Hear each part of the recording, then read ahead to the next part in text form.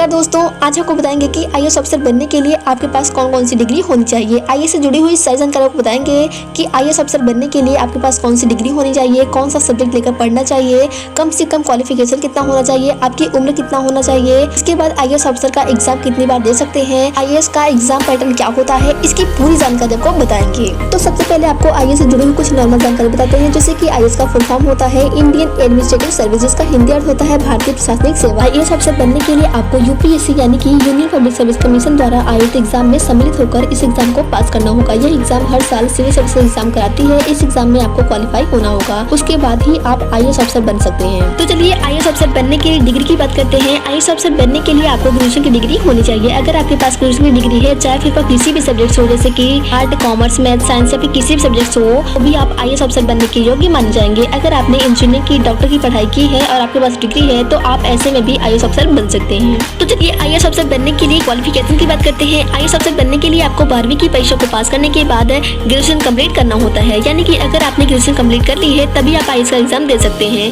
बिना graduation complete किए आप योग्य नहीं माने जाएंगे। इसके बाद उम्र की बात करें तो आईएएस अफसर बनने के लिए उम्र निर्धारित की गई है, लेकिन ये उम्र हर वर्ग के लिए अलग अलग होता है। अगर आप जूनियर कैटेगरी में आते हैं तो आपके लिए अलग उम्र सीमा होगी। अगर आप ओबीसी या फिर एसटी/एससी में आते हैं तो ऐसे में आपके लिए अलग उम्र सीमा होगी, यानी कि जूनियर कैटेगरी वालों के लिए 21 से 32 वर्ष, ओबीसी वालों के लिए 21 से 35 वर्ष और एसटी/एससी वालों के लिए 21 से 37 वर्ष होना चाहिए। इसी के साथ आपको बता दें कि आईएएस अफसर बनने के लिए आप कितनी बार एग्जाम दे सकते हैं। किसी दूसरे एग्जाम की तरह आईएएस अफसर का एग्जाम भी कई बार नहीं दिया जा सकता है। इसकी एक सीमा तय की गई है, उसी के हिसाब से आप इस एग्जाम में बैठ सकते हैं। अगर आप जूनियर कैटेगरी में आते हैं तो आप 6 बार एग्जाम दे सकते हैं। अगर आप ओबीसी कैटेगरी में आते हैं तो आप 9 बार एग्जाम दे सकते हैं। और अगर आप एसटी/एससी वालों में आते हैं तो उनके लिए कोई उम्र सीमा तय नहीं की गई है, उनके लिए पूरी छूट दी गई है। इसके बाद आईएएस अफसर बनने के लिए एग्जाम पैटर्न की बात करें तो आईएएस अफसर बनने के लिए आपको टोटल 3 एग्जाम पास करना होता है। इनमें से पहला होता है प्रीलिम्स, दूसरा होता है मेंस और तीसरा होता है इंटरव्यू एग्जाम। इन एग्जाम्स में से सबसे पहले आपको प्रीलिम्स को पास करना होता है, इसके बाद मेंस को, फिर इंटरव्यू देना होता है। उसके बाद आपको आपके रैंक के हिसाब से